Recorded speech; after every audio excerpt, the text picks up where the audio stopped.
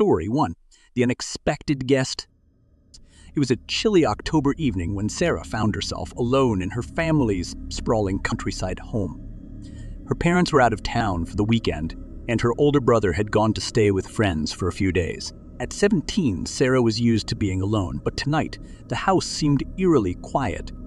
She spent the evening watching TV and enjoying a movie marathon, occasionally getting up to grab snacks from the kitchen. The house was old, with creaky floors and drafty windows, adding to the feeling of isolation. Sarah felt a shiver run down her spine as she heard the wind howling outside, but she shrugged it off as just the weather.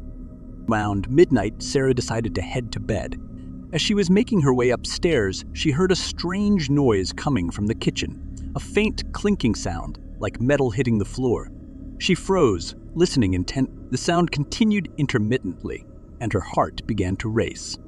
She was certain she had locked all the doors before heading upstairs. Cautiously, Sarah made her way back downstairs, clutching a baseball bat she kept for protection.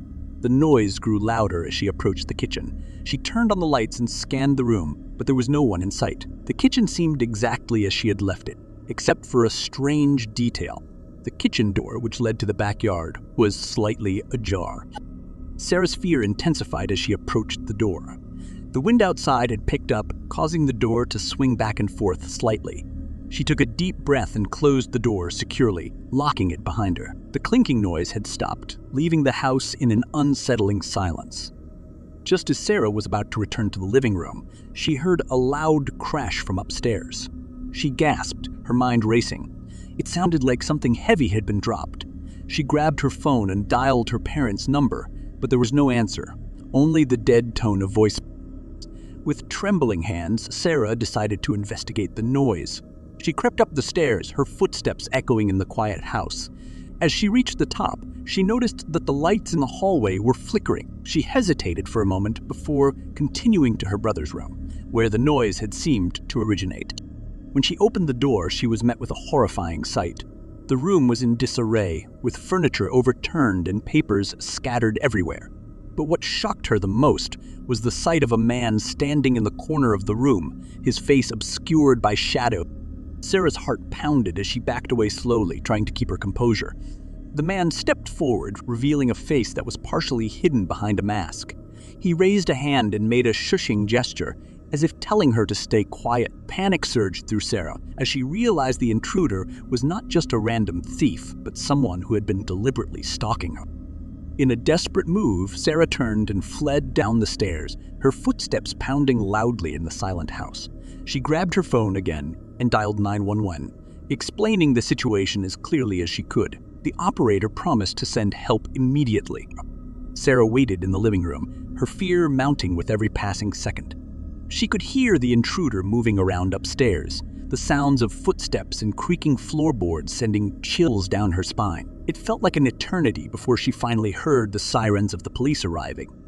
When the police arrived, they searched the house thoroughly but found no trace of the intruder. The door to the backyard was still locked, and the man in the mask had seemingly vanished without it. The police were unable to find any evidence of forced entry, and Sarah was left with more questions than answers. The experience left Sarah deeply shaken.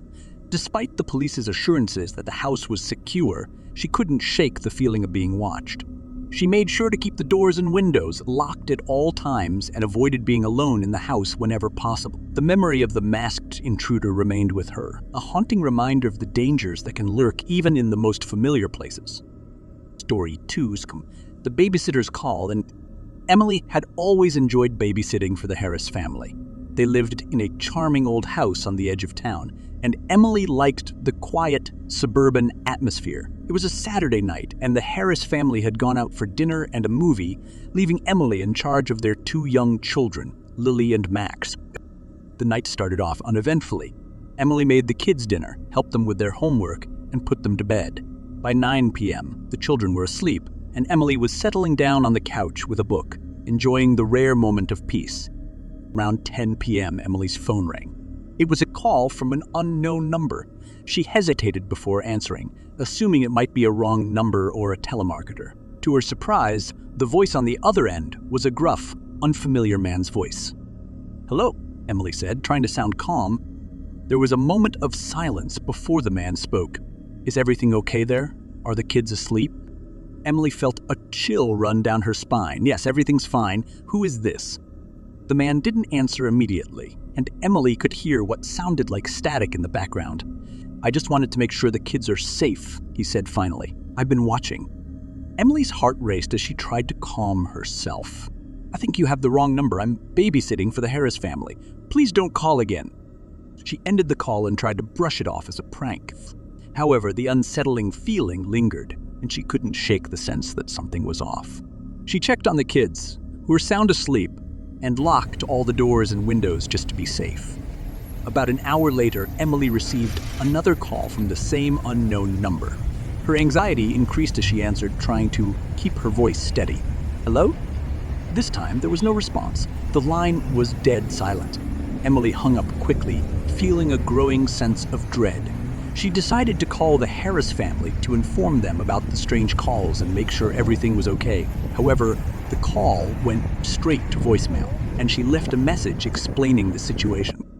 As the night wore on, the calls continued, each one more unsettling than the last. The mysterious caller would either remain silent or ask bizarre, creepy questions about the children. Emily felt increasingly paranoid and decided to keep the children close, avoiding any further trips around the house.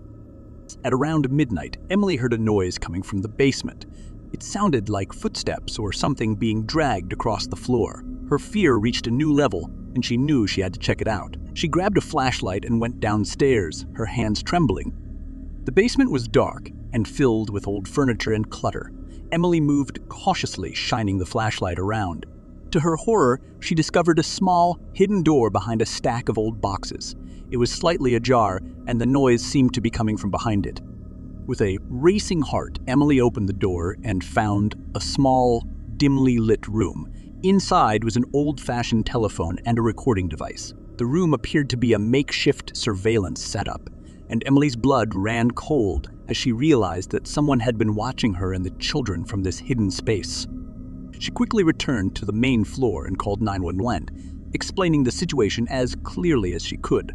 The police arrived shortly after, and they conducted a thorough search of the house. They found no sign of an intruder, but the hidden room and the recording equipment were evidence of a disturbing breach of privacy.